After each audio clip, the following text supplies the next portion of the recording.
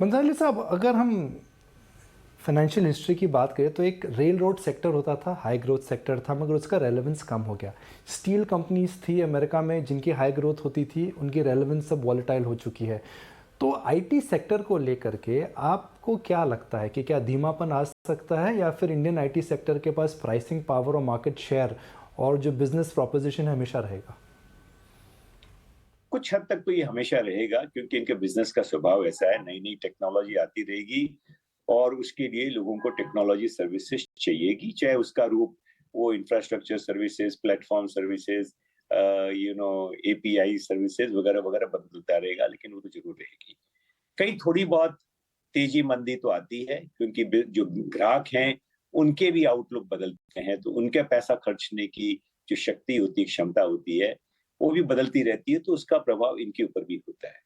कुल मिला के इनका जो ग्रोथ है वो, जैसे मैंने कहा कि अगले साल 10 साल में ये सेक्टर डबल हो जाएगा, हर करीब 7% का ग्रोथ होता है।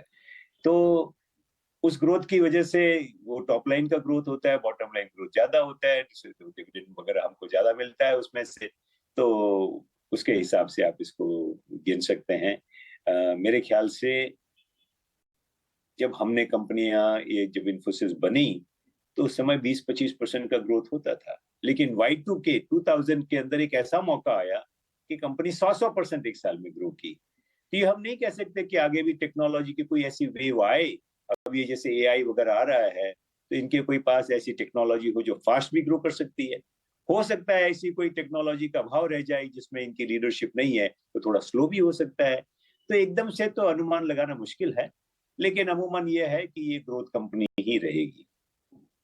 बंसाली साहब, आखिरी दो सवाल, आपसे बात करने का मौका नहीं मिलता है तो मैं थोड़ी लिबर्टी ले रहा हूँ आपका समय लेने के लिए।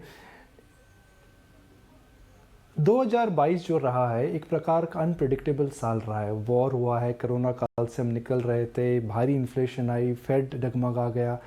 क्या आपको लगता है कि ग्लोबल मार्केट्स और ग्लोबल इकॉनमी नाउ अब थोड़ी स्थिर हो चुकी है? इन 2023 will be a stable year?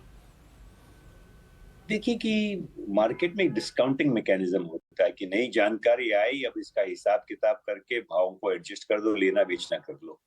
तो ये जो डिस्काउंटिंग मैकेनिज्म है वो स्पीडियर एंड स्पीडियर होता गया। कोविड काल के अंदर हम बड़ी घबराहट से शुरू हुए, लेकिन कुछ महीनों में वो घबराहट शुरू हो गई, मार्केट्स रिकवर हो गए। वैसे ही फेड का सवाल आया, लड़ाई का सवाल आया, हाई ऑयल प्राइसेस आए, तो कितने जल्दी वो सारी बातें एडजस्ट हो जाती है, हम वापस से ग्रोथ पाथ में आ जाते हैं। करेक्शन या अगर करना है तो करेक्शन ठीक से होता है। तो हमारी जो मार्केट में डिस्काउंटिंग ऑफ फंडामेंटल्स है, कि जो ग्राउंड रियलिटी है उसके हिसाब से हम मार्केट के भावों को एडजस्ट करें, ये बहुत फास्ट प्रोसेस हो गया है। दूसरी अच्छी बात ये हो गई है कि जो capability to respond based on data, वह लगातार चक्रवर्ती स्पीड से बढ़ रही है।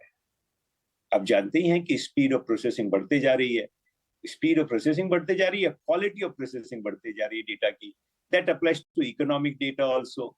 तो जितना डेटा आता है हमारे पास, लड़ाई हो गई, चाइना की पॉलिसी बदल गई, इंडिया की पॉलिसी बदल गई, जो भी कारण है उसके क्या प्रभाव होते हैं उसको बहुत जल्दी प्रोसेस, जो पहले कई साल लग जाते थे, कई महीने लग जाते थे, अब वो हफ्तों दिनों में होने लग गया है। तो मार्केट बहुत जल्दी डिस्काउंट होता है, डिस्काउंट होता है तो जो अच्छे इन्वेस्टर है उसका लाभ ले लेते हैं। तो ये प्रोसेस तो चलते रहने वाला है। तो 2020, 21, 22, 23 सब देखें तो कितना फास्ट मार्केट चेंज होता है। लगता है अब तो 2-2 साल गए, 3-3 साल गए, तो 3-4 महीने बाद तो मार्केट टर्न अराउंड हो जाता है।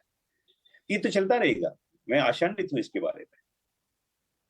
तो 2023 को लेकर के वल्लभ बंसाली साहब हमारे दर्शकों को, लॉन्ग टर्म निवेशकों को क्या राय देंगे?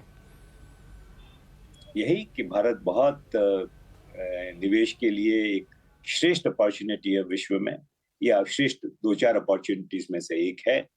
आप अपना फंडामेंटल्स काम करते रहिए, क्या वाकई हकीकत है, बातों में ना आकर खुद जानिए। सेफ्टी को ध्यान रखिए कि कोई भी चीज है एकदम ऊंचे दाम में ना खरीद कर कुछ न कुछ सेफ्टी रहे कि 10-20% घट भी जाए तो हमारा पेट का पानी नहीं हिलेगा। ऐसी बाइंग करते रहेंगे, लगातार करते रहेंगे, तो हमने देखा है कि हर 10 साल के अंदर मार्केट ने कितना फैंटास्टिक रिटर्न दिया। आगे कई दशकों तक ऐसा सिलसिला चलेगा, ऐसा मुझे आज लगता है। ये एक बहुत ही बड़ी वॉइस, बहुत इंपॉर्टेंट है इनकी ओपिनियन। अगर आप बाजार में इंडियन मार्केट्स में एक्टिव हैं, अभी अभी एक्टिव हो रहे हैं या आप काफ़ी समय से एक्टिव हैं, आपको वल्लभ भंसाली जी की ओपिनियन पे हमेशा ध्यान देना चाहिए। एकदम सदी हुई और तजुर्बे वाली वॉइस, और वो इंडियन आईटी के बारे में ये कह रहे हैं कि आप राइट ऑफ मत करिए इंडियन आईटी को। इनका डिमांड सप्लाई, इनकी डिमांड हमेशा रहेगी। इस तरह की हाई क्वालिटी कंपनी बहुत ज़्यादा है नहीं दुनिया भर में, और जो बड़ी क्लाइंट्स हैं इनके, ग्लोबल क्लाइंट्स, जितना भी मंदी की बात चल रही है, रिसेशन की बात चल रही है, बिजनेस मॉडल बहुत रोबस्ट है, कैश सिचुएशन बहुत अच्छी है। तो ये फंडामेंटल्स पे बात कर रहे हैं। और इवन